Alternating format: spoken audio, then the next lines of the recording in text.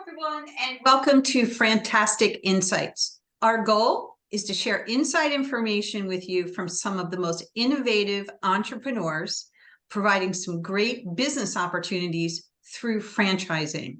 My name is Joan Winchester, and I'm the Senior Vice President of Franchise Expansion for FranServe. FranServe is the world's largest franchise consulting organization. Our mission is to help change people's lives through franchise ownership. We do that through a network of incredible franchisors and franchise consultants who help their candidates explore great opportunities like the one we have with us today. Today, I'm super excited to have an incredibly unique franchise opportunity with us, Lime Painting. And we are so fortunate because today we have with us Nick Lopez, and Nick is the founder and CEO of Lime Painting. Welcome to FranTastic Insights, Nick. It's an honor. And super excited to also have with us Dustin Kosterow, and Dustin is the Director of Franchise Development for Lime. Dustin, welcome to FranTastic Insights. Hey, thank you for having us today.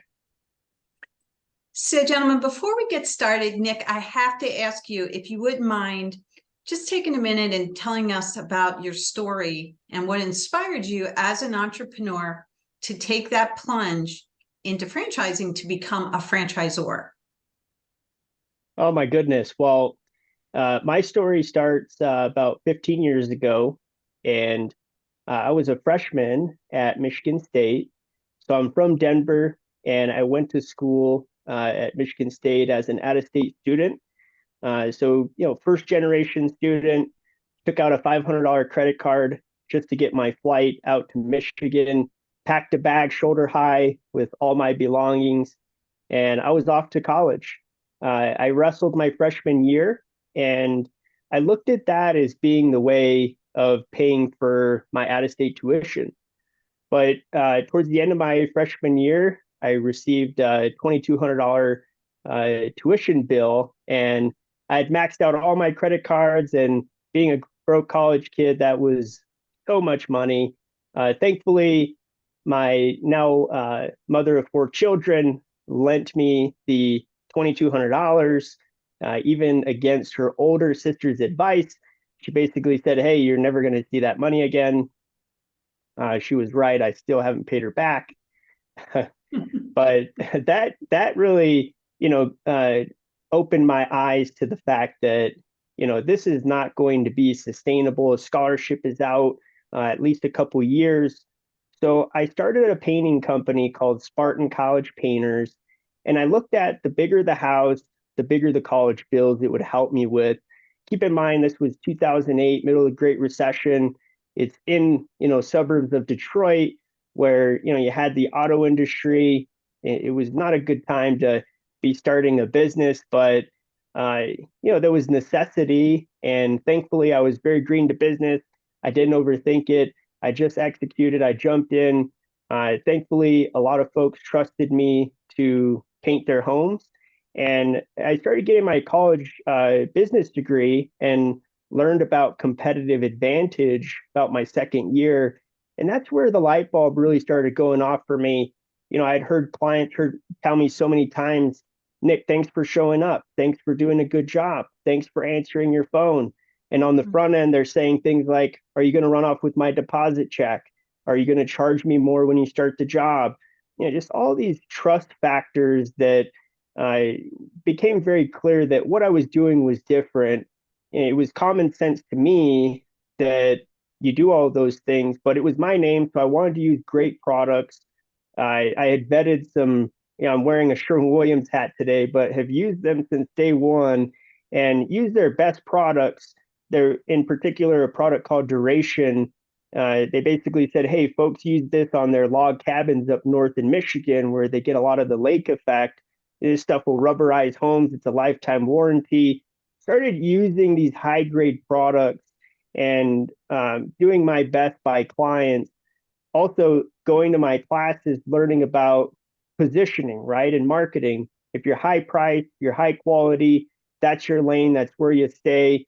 And got a glimpse at what the market was telling me in East Lansing, which was clients were struggling to purchase contracting services, and in my world, painting services in the way that they purchased their home, in the way that they purchased their Range Rover in the driveway, or the way that they went out to a nice restaurant with friends the past weekend. They want to pay more to get more. They clearly don't want to overpay, but nationally, there was an opportunity to provide that niche in the market, that positioning, and provide value beyond just the East Lansing market. So I spoke to a mentor, and he gave me a book called E-Myth Revisited by Michael Gerber. That was about 13 years ago.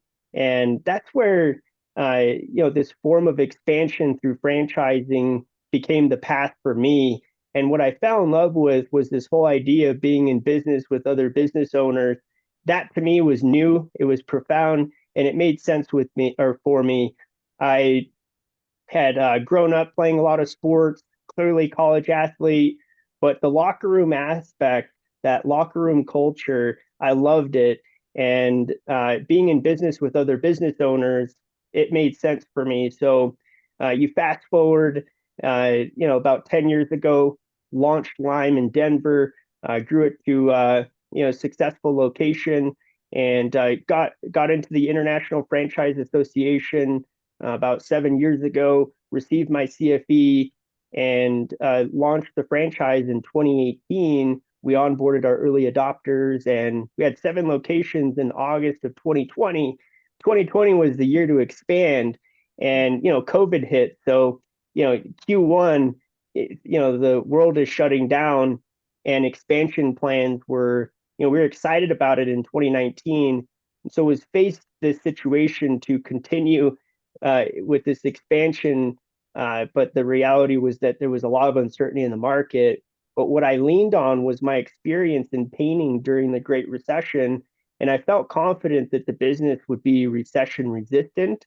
And as we all know, with franchising, when there's uncertainty, folks want to take ownership into their own hands. So it seemed like the right combination in the market. And although there was a lot of uncertainty, and I was investing more in expansion than I had ever spent in my life, it made sense. And we ended up growing about 70 locations in 15 months.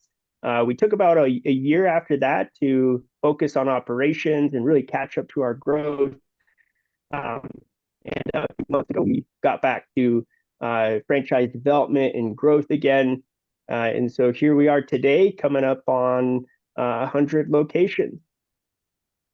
Congratulations. That's so exciting. So, gentlemen, I'd love if you could share with our audience a little bit more about Lime, what makes your brand so unique, and your role with the company. Dustin, you want to take that one?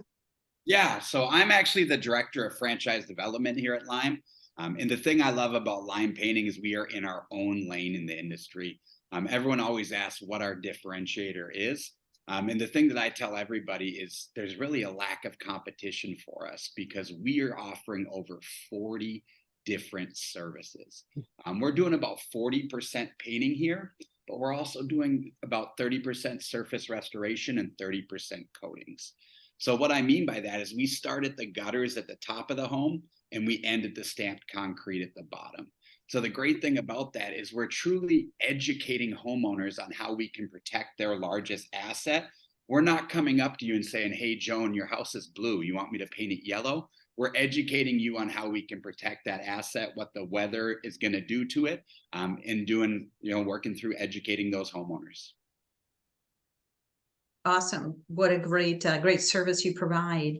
So I understand, as Nick referenced, congratulations are in order, and that you have joined the elite club of franchisors that have over 100 locations. So what a milestone that is. So proud of you. And once again, congratulations. So with that said, now what markets are you looking to reach? Florida is a tremendous market for us. We have a couple excellent operators there. And I say excellent because they started in our corporate store as one was an intern, one was an entry-level sales rep. They worked their way up through the corporate team, became success coaches, director of sales, and saved up their commissions and invested in franchises. They launched at the top of this year. They've been doing an excellent job and are on the west side of the state. But we feel like that really gives us a solid foundation. We just recently had another multi-unit owner invest in a third location there on the west side of the state. So we have some excellent operators in Florida, and we have presence in Atlanta and Charleston. We're also looking to expand up along the East Coast. So we have market availability in Charlotte up until you hit Boston, really. We're in North Jersey and Boston, but that whole spread there between the Carolinas and Boston is totally open.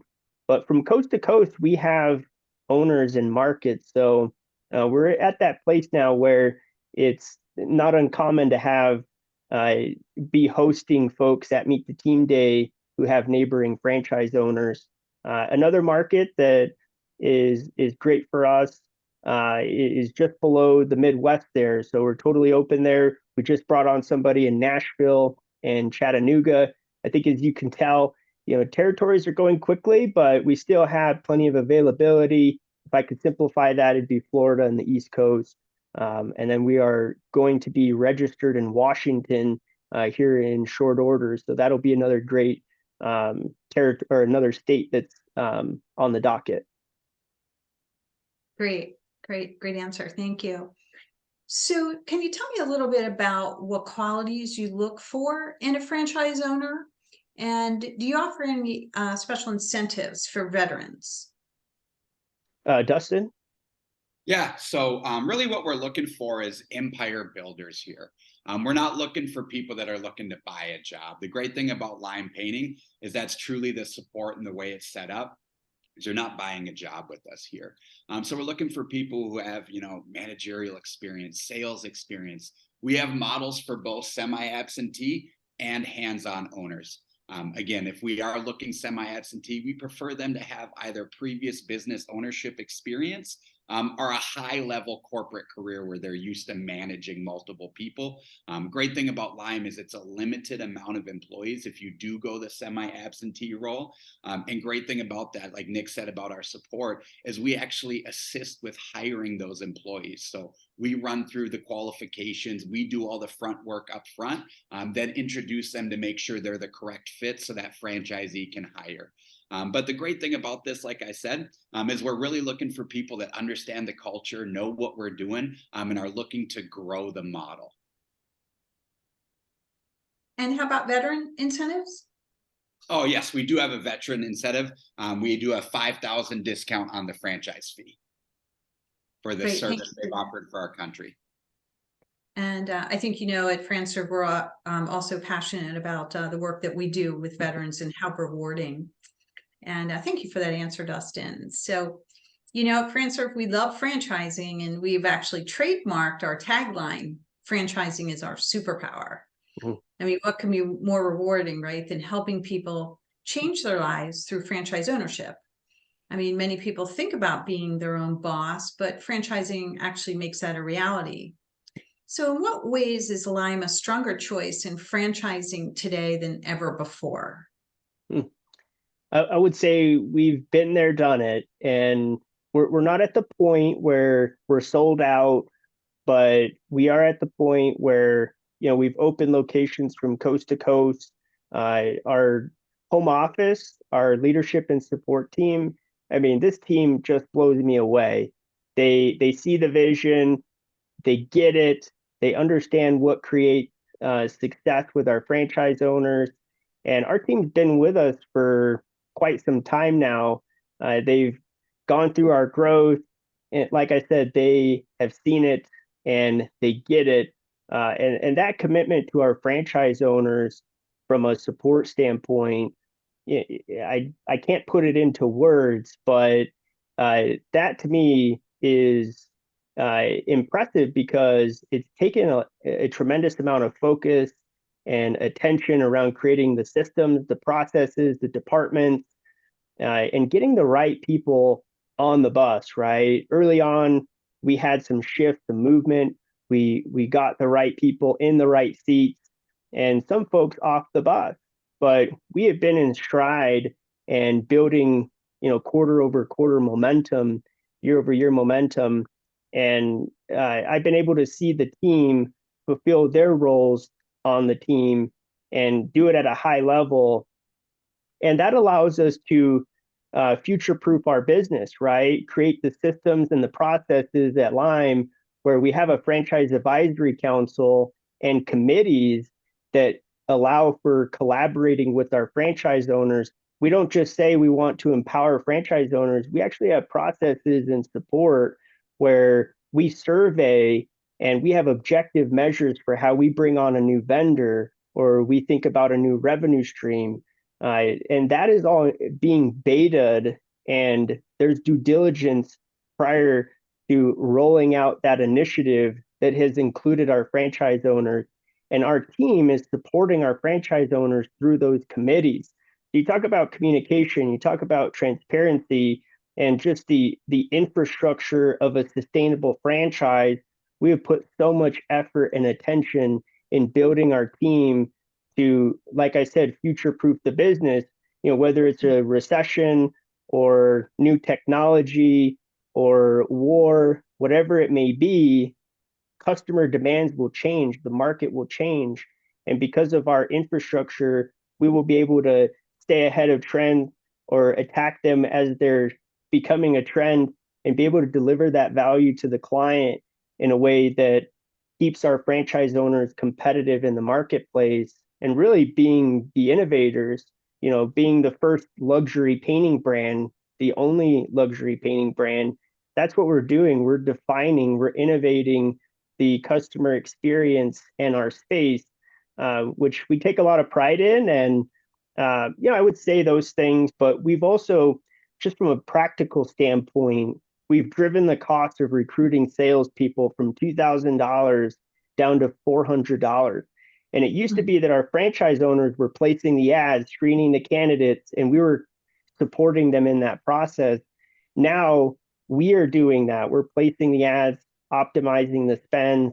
We have personality tests, questionnaires, national group interviews, so that now a franchise owner receives a candidate in their inbox and they have the personality test, they have the questionnaire, the candidate knows what the opportunity is about.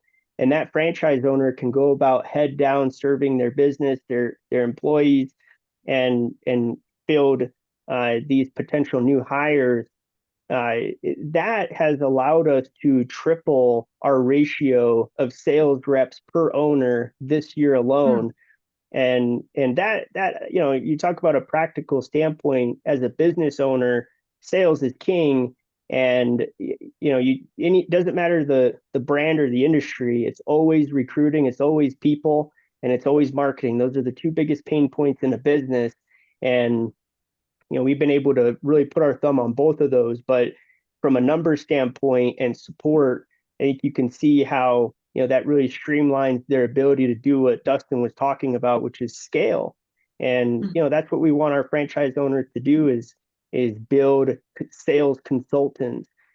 Dustin talked about the education process and all of the services that we offer. We provide a niche service and we're defining it.